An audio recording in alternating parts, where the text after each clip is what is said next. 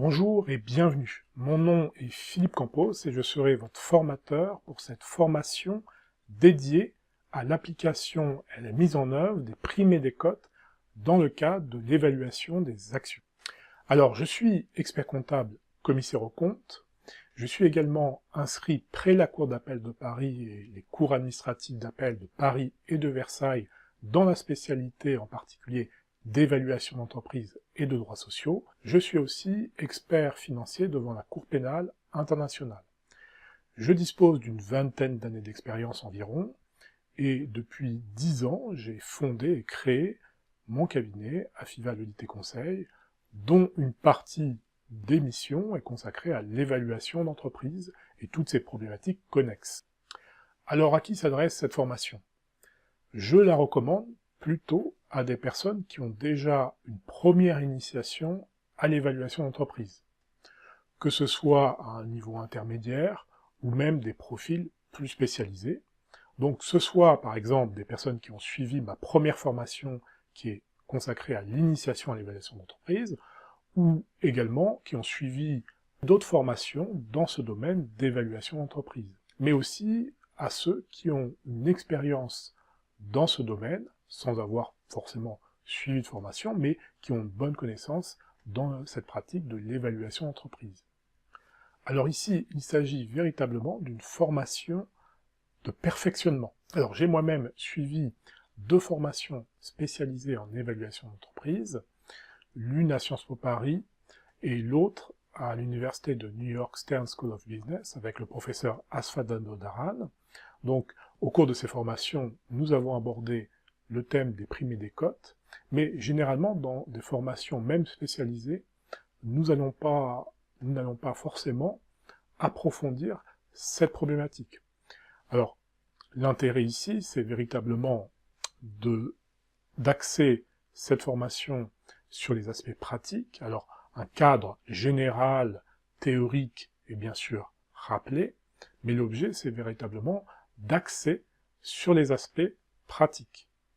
Alors, pour cela, il y a environ 8 heures de contenu vidéo, où je vais présenter donc les différentes primes et des cotes. Le cours est également appuyé par certains contenus, notamment où on vous montre certaines applications mises en œuvre via des tableurs, ou également par des QCM et des exercices. Vous disposerez d'un support de cours, et que je commente également au cours de la formation, assez développé. Alors, au cours de cette formation, nous verrons les principales primes et des cotes. Nous parlerons notamment de la prime de contrôle, de la décote de minorité ou décote pour absence de contrôle, la décote pour non-liquidité, décote pour non-négociabilité, décote de holding, mais aussi d'autres types de décotes comme la décote pour décès du dirigeant ou décote pour absence de droit de vote. Alors, il y en a aussi d'autres, mais ça vous permet d'illustrer qu'il s'agit véritablement d'un parcours de perfectionnement où nous allons voir en détail chacune des problématiques sur ces notions de primes et décotes qui sont un vaste sujet, que ce soit dans le cadre d'une négociation pour une transaction, dans le cadre d'une évaluation d'entreprise, ou également lorsqu'il s'agit d'évaluer une entreprise pour déterminer une valeur vénale, dans différents contextes, que ce soit par exemple dans le cas d'un divorce, d'une succession, pour justifier d'une valeur. Alors, l'une des particularités de cette formation, qui se veut avant tout pratique, c'est que nous verrons certaines références qui seront utiles pour un évaluateur ou un utilisateur de l'évaluation, donc des études, mais également des références. Alors, les études que je peux citer déjà, c'est les notions de primes et des cotes, où en fait j'ai analysé les primes de contrôle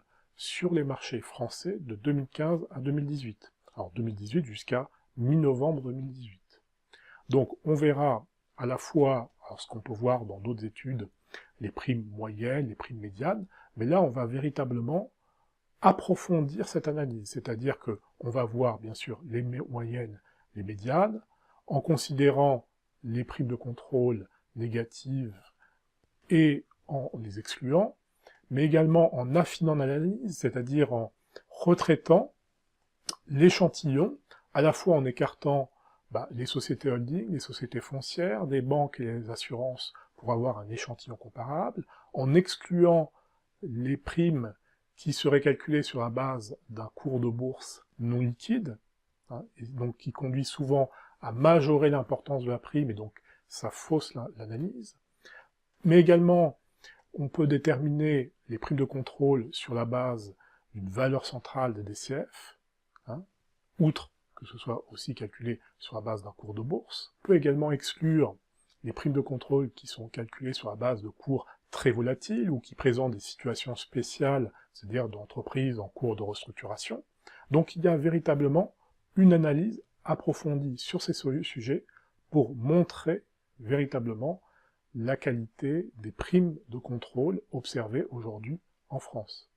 L'autre particularité, c'est qu'on regardera certaines caractéristiques, c'est-à-dire quels sont les niveaux de primes en fonction de la taille de l'entreprise, par exemple, ou aussi en fonction du franchissement d'un certain seuil. Est-ce que les primes sont équivalentes, que l'on se renforce au capital en étant déjà majoritaire, en franchissant un seuil où on atteint finalement un contrôle renforcé de l'entreprise, ou lorsque on reste minoritaire. Donc c'est véritablement une analyse détaillée. Et pourquoi une analyse détaillée? Donc ça vous permettra de disposer de références utiles, notamment dans la mise en œuvre des méthodes d'évaluation.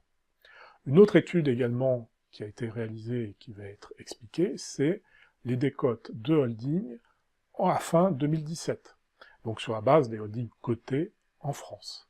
Donc on pourra, sur cette base-là, identifier à la fois les moyennes et les médianes, mais ça, je vais en dire, c'est un peu classique, et ça ne permet pas de bien voir de manière concrète les paramètres qui vont influencer l'ampleur, l'importance de la décote de holding.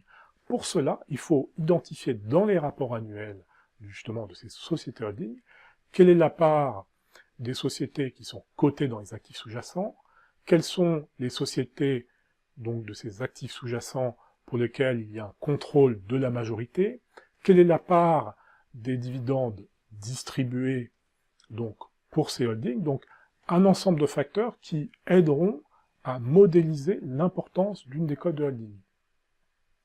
Alors, outre ces études, qui seront toujours utiles, on verra également des points de référence qui sont disponibles, ou sinon, où peut-on les trouver. Donc, c'est avant tout, comme je vous le disais, un enseignement pratique. Donc vous voyez qu'il y a beaucoup à dire sur ces problématiques de primes et décotes qui sont souvent parcourues et réalisées de manière très rapide. Alors, en préambule de cette formation, je vous mets ici ce qu'on pourrait appeler une échelle de la valeur, et l'objet des primes et décotes, c'est d'ajuster la valeur, on va dire, fondamentale, ou qu'on pourrait appeler intrinsèque, qui est obtenue directement par les méthodes d'évaluation, pour déterminer, en fonction de la catégorie d'actionnaires, quelle est la valeur en fonction de la situation que l'on rencontre. Donc on voit différents niveaux. Vous avez en quelque sorte la valeur au sommet, qui est la valeur stratégique, où on intègre les effets de synergie, où il y a un potentiel de valorisation lié en particulier assez souvent par un rapprochement entre entités. Il y a la notion de valeur de contrôle, donc c'est-à-dire à partir du moment où on dispose d'avantages spécifiques qui permet de conduire la politique de l'entreprise, ou dans une certaine mesure d'avoir des avantages particuliers. Donc, et en dessous, donc c'est une valeur en l'absence de contrôle, et puis on regarde également, en fonction que les actions que l'on détienne présentent un caractère liquide ou pas. Et donc, au cours de cette formation, vous verrez que parfois certains paramètres pour déterminer ces différents niveaux de valorisation sont déterminés directement par les méthodes d'évaluation et parfois par l'usage de primes et décotes. Parfois, les deux sont possibles, donc ça, c'est une situation d'espèce, et l'objet de la formation, c'est d'approfondir ces sujets pour donner effectivement une démarche envisageable. Alors, il n'y a pas une démarche unique dans les méthodes d'évaluation, hein, c'est ici une simple proposition qui résulte de ma pratique. Voilà, eh bien, écoutez, je vous remercie de votre attention, et je vous dis à bientôt pour cette formation.